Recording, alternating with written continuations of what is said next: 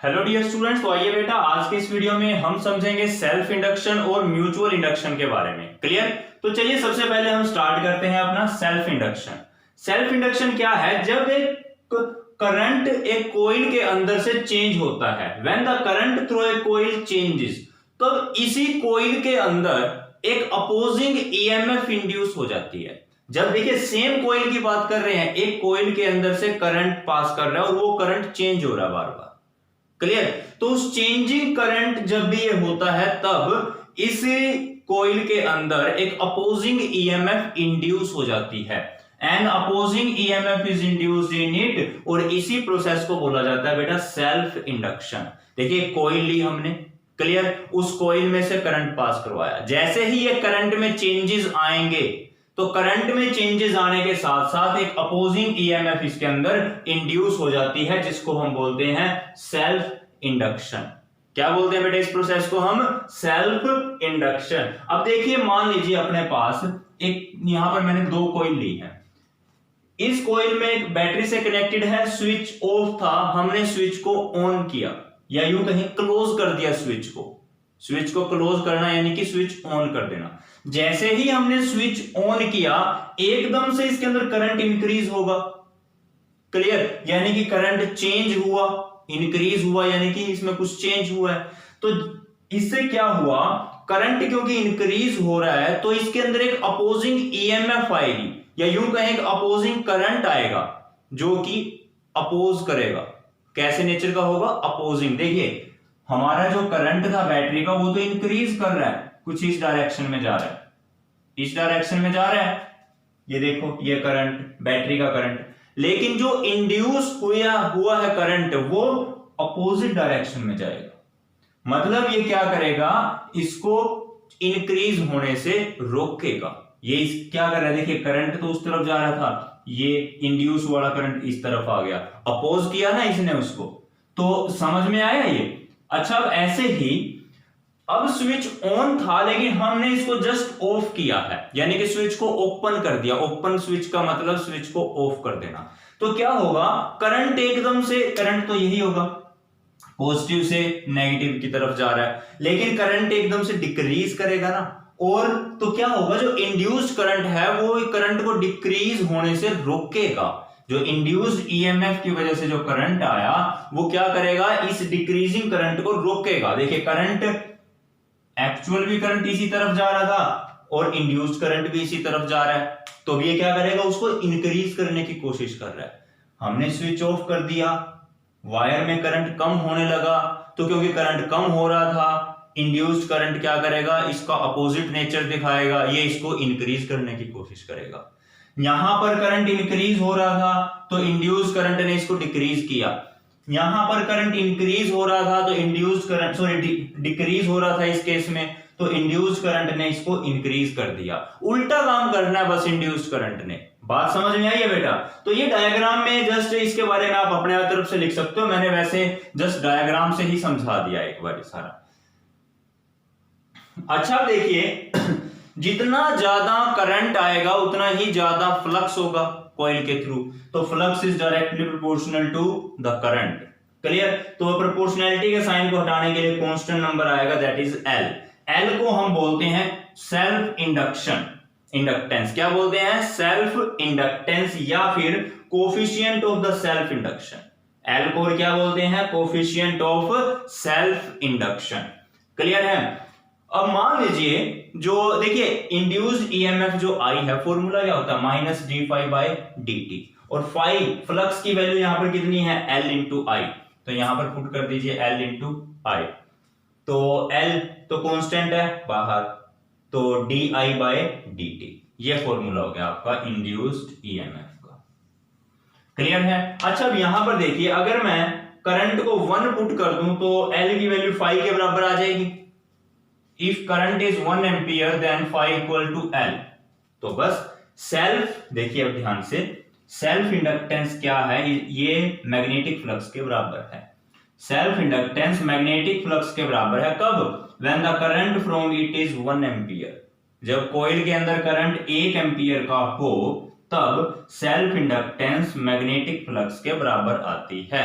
बस ये हो गई इसकी डेफिनेशन। बात समझ में आई कि नहीं आई? तो चलिए जल्दी से आप वीडियो को पॉज करके यहां तक नोट कर लीजिए। तो बेटा देखिए यहां पर आपको पता है हमारे पास फॉर्मूला आया था e की value minus L D I by D T. अगर मैं यहां D I by D T को 1 पुट कर दूं तब e की वैल्यू क्या हो जाएगी? Minus L. क्लियर? यानी कि जो सेल्फ इंडक्टेंस है this is equals to the induced EMF when the rate of change of current is 1 ampere per second. जब rate of change of current 1 ampere per second होगा तब induced EMF ही self inductance के equal आएगी। Clear है? मतलब यहां से आपने इसकी वैल्यू जब 1 पुट कर दोगे तो ये दोनों आपस में इक्वल हो जाएंगे। That's it. क्लियर? ये इसकी अनदर डेफिनेशन बनती है। अब इसकी यूनिट निकालते हैं हम। देखिए यहां से आप एल की वैल्यू अलग निकाल लीजिए। क्लियर? तो एल की जो यूनिट क्या आएगी? ई की यूनिट ईएमएफ है वोल्ट, करंट एम्पियर में, टाइम सेकंड में। क्लियर? तो आगे 1 सेकंड पर सेकंड ऊपर जाके सेकंड और एम्पियर में -1। क्लियर? तो 1 वोल्ट सेकंड पर एम्पियर, इसको शॉर्ट में बोल दिया जाता है हेनरी। क्या बोलते हैं इसको? हेनरी। और साथ में ये फर्दर किसके इक्वल होती है? वेबर पर एम्पियर। ये इसके अलग फॉर्मूला यूज करके आप इसकी यूनिट को भी डिराइव कर सकते हो जैसे हमने ये यूनिट डिराइव करी है। क्लियर है बेटा? तो 1 वेबर पर एम्पियर ये किसकी यूनिट है? मतलब सॉरी ये किसके इक्वल है? 1 हेनरी के ही इक्वल है ये भी। तो ये इसकी एसआई यूनिट्स ही है बेटा। क्लियर है? समझ में आया? तो अब बात करते हैं इसके डायमेंशनल फॉर्मूला की। ये भी आपको देखिए +1 क्लास में आप कर चुके हो कि कैसे डिराइव करते हैं डायमेंशनल फॉर्मूलाज। तो आप खुद से एक बार इसको डिराइव करके देखेंगे और जो डायमेंशनल फॉर्मूला आएगा इसका that is ml2t-2 ampere -2 a-2। Clear है बेटा? तो वीडियो को पॉज करके एक बार जल्दी से इसको नोट कर लीजिए। तो देखिए बेटा नेक्स्ट है अपना self inductance of a long solenoid. यानी एक लॉन्ग सोलेनोइड है आपके पास, उसका सेल्फ इंडक्टेंस हमें फाइंड करना है। तो देखिए ये जो सोलेनोइड हमने कंसीडर की है उसकी लेंथ है L और R है उसकी रेडियस। यहां पर ये ध्यान रखिए जो रेडियस है this is very very small then L length से, मतलब लेंथ बहुत ज्यादा बड़ी है और रेडियस इसकी छोटी सी है सोलेनोइड की। तो स्मॉल n क्या है? n/L यानी नंबर ऑफ टर्न पर यूनिट लेंथ। कैपिटल N तो है टोटल नंबर ऑफ टर्न इसके अंदर और L है इसकी टोटल लेंथ। तो स्मॉल n क्या हो गया? नंबर ऑफ टर्न पर यूनिट लेंथ। तो यहां से मैंने कैपिटल N की वैल्यू फाइंड आउट कर ली। क्लियर है बेटा? अच्छा अब देखिए जब इसमें से करंट फ्लो करेगा तो कुछ ना कुछ मैग्नेटिक फील्ड भी आएगा अपना सोलेनोइड का। उसकी वैल्यू कितनी होती है? B = μ0 Ni। क्लियर? और फ्लक्स, अब अगर हम बात करें, मैं इसमें नंबर ऑफ टर्न्स है काफी सारी कॉइल के अंदर, सॉरी सोलेनोइड के अंदर, तो एक टर्न का जो मैग्नेटिक फ्लक्स है वो कितना होगा? B × A, मैग्नेटिक फील्ड को एरिया से मल्टीप्लाई, तो B की वैल्यू μ0 Ni एरिया का A। क्लियर है बेटा? एरिया कितना होता है? πr²। तो अब देखिए आप जरा, हमें फाइंड आउट करना है टोटल फ्लक्स। ये तो एक नंबर ऑफ टर्न थी, जो एक टर्न थी सोलेनोइड की उसका फ्लक्स आया। अब इसमें तो बहुत सारी टर्न्स हैं, तो क्या करोगे? टोटल फ्लक्स निकालने के लिए टोटल नंबर ऑफ टर्न से मल्टीप्लाई कर दो इसको। एक टर्न का flux multiplied by total number of turn. Clear? अब टोटल नंबर ऑफ टर्न कितनी है? n × L, तो n × L से इसको मल्टीप्लाई कर दिया। क्लियर? तो बस सिंपलीफाई करके ये आया। अब फ्लक्स की वैल्यू क्या होती है? L × I। अभी बता गए थे हम आपको फ्लक्स क्या होता है? L × I। तो ये और ये दोनों को आप इक्वल पुट करो, Li बराबर दिस वन, तो I से ये I कैंसिल हो जाएगा, तो L की वैल्यू अपने पास आ चुकी है। ठीक है? ये तो है स्मॉल n की टर्म में, नंबर ऑफ टर्न पर यूनिट लेंथ। अगर आपको कैपिटल N यानी टोटल नंबर ऑफ टर्न की टर्म में निकालना हो तो n की स्मॉल n की जगह n/L पुट कर दो तो आपका आंसर ये आ जाएगा। क्लियर है बेटा? ये बताइए आप पहले समझ में आया कि नहीं आया? तो चलिए जल्दी से वीडियो को पॉज करके इसे नोट कर लीजिए।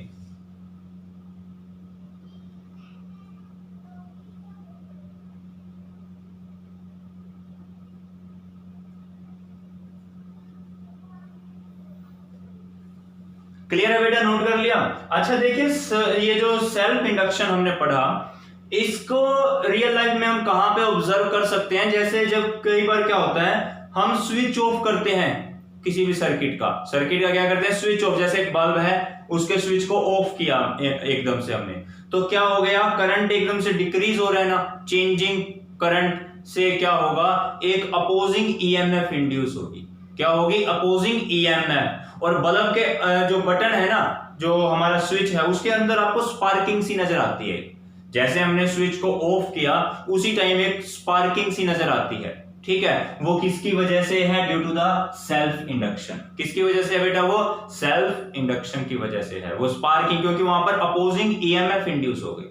करंट जो हमने स्विच ऑफ कर दिया, करंट एकदम से डिक्रीज होने लगा, तो अपोजिंग ईएमएफ उसमें इंड्यूस होगी, जिसकी वजह से वहां स्पार्किंग नजर आए। क्लियर? ऐसा बोला जाता है कि जब गैस लीक हो, अगर आपको ऐसा लगे कि घर में गैस लीक हो रही है, तो कभी भी स्विच को ऑन नहीं करना चाहिए, ना ही स्विच को ऑफ करना चाहिए। क्यों? उस टाइम सेल्फ इंडक्शन की वजह से वहां पर बेटा स्पार्किंग प्रोड्यूस हो सकती है। क्लियर है? तो चलिए आप नोट कीजिए, फिर हम करते हैं नेक्स्ट। तो आइए बेटा, नेक्स्ट है अपना म्यूचुअल इंडक्शन। देखिए म्यूचुअल इंडक्शन क्या है, मान लीजिए हमारे पास दो कॉइल्स हैं। क्लियर? एक कॉइल तो अपने पास ये रही, और एक कॉइल यहां पर है, इसके पास रखी हुई है।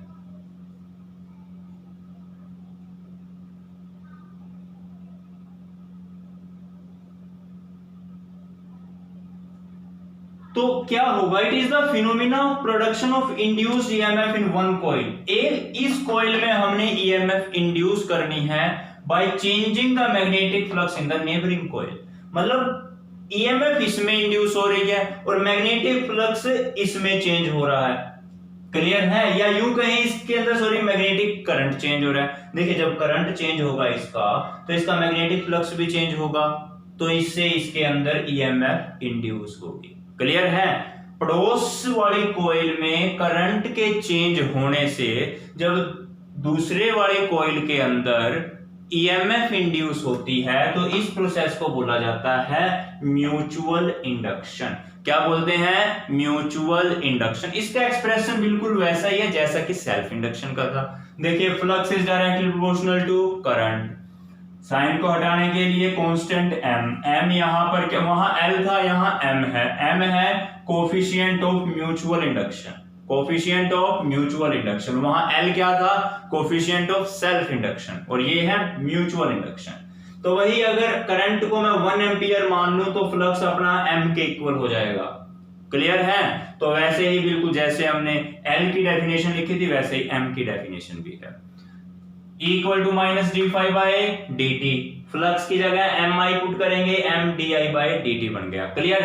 यूनिट बिल्कुल वही है, जो एल की है वही एम की है, बिल्कुल सेम टू सेम है एल और एम दोनों का डेरिवेशन। क्लियर है बेटा? तो चलिए इसको आप जल्दी से नोट कर लीजिए, इसके बाद हम अपना लास्ट टॉपिक करते हैं आज के वीडियो का। तो बेटा देखिए नेक्स्ट है mutual inductance of two long solenoids. हमारे पास दो लॉन्ग सोलेनॉइड है, उनका हमें म्यूचुअल इंडक्टेंस के बारे में स्टडी करना है। क्लियर? तो देखिए सबसे पहले मान लीजिए एक है सोलेनॉइड S1 और एक सोलेनॉइड है S2। क्लियर? तो S2 सोलेनॉइड को S1 के ऊपर लपेटा गया है। ये ऊपर वाली जो सोलेनॉइड है ये है S2, और जो नीचे वाली है ये है S1। देखिए कुछ ऐसे है, ये तो आपकी S1 हो गई, और इसके ऊपर ये आपकी हो गई S2। क्लियर है ना? तो दो सोलेनॉइड हैं हमारे पास S1 और S2। इनकी नंबर ऑफ टर्न्स है N1 N2, रेडियस है R1 R2, लेंथ L दोनों सोलेनॉइड की सेम है। क्लियर है? तो जो मैग्नेटिक फील्ड है set up inside the S2 due to the current I2। देखिए अब जो अपनी सोलेनॉइड S2 है, इसके अंदर कुछ मैग्नेटिक फील्ड आएगा इस करंट की वजह से। इसमें करंट है तो करंट की वजह से इसका मैग्नेटिक फील्ड आएगा, वो है B2 म्यू नॉट Ni। आपको जैसा फॉर्मूला पता है ऑलरेडी, ये मैग्नेटिक फील्ड का फॉर्मूला है। अब total flux linked with the each solenoid S1, solenoid S1 में जो टोटल फ्लक्स है, फ्लक्स का फॉर्मूला क्या होता है? B into A, clear. और नंबर ऑफ टर्न्स n है तो n से मल्टीप्लाई कर देंगे, क्लियर। अब देखिए जरा यहां पर जो फ्लक्स तो फर्स्ट का है लेकिन मैग्नेटिक फील्ड सेकंड का लेंगे, क्यों? क्योंकि सेकंड के मैग्नेटिक फील्ड की वजह से ही हम यहां पर जो म्यूचुअल इंडक्टेंस पढ़ रहे हैं ना, दोनों की आपस में एक का दूसरे के ऊपर इफेक्ट, दूसरे का पहले के ऊपर इफेक्ट। तो यहां पर जो फर्स्ट कोई सोलेनोइड है उसको सेकंड के मैग्नेटिक फील्ड में रखा गया है, फर्स्ट को सेकंड के मैग्नेटिक फील्ड में और सेकंड को फर्स्ट के मैग्नेटिक फील्ड में, क्लियर। तो φ1 के टाइम मैग्नेटिक फील्ड सेकंड का लेंगे हम, और ऐसे ही जब हम φ2 निकालेंगे तब मैग्नेटिक फील्ड जो है हम किसका लेंगे? इसका बिल्कुल अपोजिट, फर्स्ट का। यहां पर देखिए, यहां B1 निकालना है, क्लियर है। तो ये समझ में आया बेटा, टोटल फ्लक्स का formula B into A, total number of turns n थी तो n से मल्टीप्लाई कर दिया हमने। तो B की वैल्यू क्या है वो आप यहां से पुट कर दीजिए बस, सिंपली डायरेक्ट, क्लियर। अच्छा अब देखिए M12, ये ऐसे मैं दोबारा लिखता हूं, M12 यानी mutual inductance of the coil 1 with respect to the second coil के रिस्पेक्ट में फर्स्ट कॉइल का म्यूचुअल इंडक्टेंस, सेकंड के रिस्पेक्ट में फर्स्ट का म्यूचुअल इंडक्टेंस। देखिए फ्लक्स का फॉर्मूला क्या होता है? Mi, तो φ1 फर्स्ट का फ्लक्स, M12 फर्स्ट का म्यूचुअल इंडक्टेंस सेकंड के रिस्पेक्ट में, इनटू I2। यहां पर जो देखिए किसकी वजह से है mutual inductance? Due to with respect to the second के रिस्पेक्ट में ले रहे हैं ना, तो यहां करंट भी बेटा किसका आएगा? अब सेकंड का आएगा। ये यहां पर पॉइंट याद रखने का है। एक तो यहां पर देखिए B2, ये पॉइंट याद रखने का था, और एक पॉइंट यहां पर है I2 करंट, ये पॉइंट दोनों याद रखने के हैं, क्लियर है। तो देखिए जो फर्स्ट का फ्लक्स है that is M12 into I2, second के करंट की वजह से है ना, यहां पर जो फ्लक्स है, म्यूचुअल इंडक्टेंस हो रही है आपस में एक दूसरे की, वो सेकंड में करंट की वजह से है, फर्स्ट के अंदर फ्लक्स, क्लियर। तो φ1 की वैल्यू हमने फाइंड आउट कर ली। अब यहां से M12 की वैल्यू क्या आएगी? φ1 डिवाइड बाय ये I2 नीचे आ जाएगा, φ1 डिवाइड बाय I2, क्लियर है। अब बस φ1 की वैल्यू क्या है? ये रही, ये वैल्यू पुट कर दो, डिवाइड में I2 है ना, तो ये I2 भी कैंसिल हो जाएगा। तो mu naught N2A N1, mu naught N2A N1। अब N2 की वैल्यू पुट करो, N by L, number of turns per unit length, clear है ना। तो ये आ चुका है M12। सिमिलरली जब आप डिराइव करोगे हम M21 भी निकाल सकते हैं। आप देखोगे कि M12 और M21 दोनों की वैल्यू बिल्कुल सेम आ रही है बेटा। तो इसका मतलब क्या है? फर्स्ट कॉइल का सेकंड के रिस्पेक्ट में और सेकंड का फर्स्ट के रिस्पेक्ट में जो म्यूचुअल इंडक्टेंस है वो दोनों ही इक्वल आते हैं। बिल्कुल देखिए मैंने काफी शॉर्ट में लिख दिया, लेकिन आप बिल्कुल जैसे हमने यहां पर किया था इसी स्टेप को आपने रिपीट करना है। यहां B2 लिखा था, यहां B1 निकालेंगे, क्लियर। यहां φ1 निकाला था, यहां φ2 निकाल लेंगे, पूरा का पूरा सोल्व करके दिखाएंगे। यहां M12 था, यहां हम M21 करेंगे, क्लियर। तो पूरा इसी स्टेप को आपने रिपीट करना है, बस 2 की जगह 1, 1 की जगह 2, क्लियर है ना। तो इसको आप जल्दी से वीडियो को पॉज करके नोट कर सकते हैं।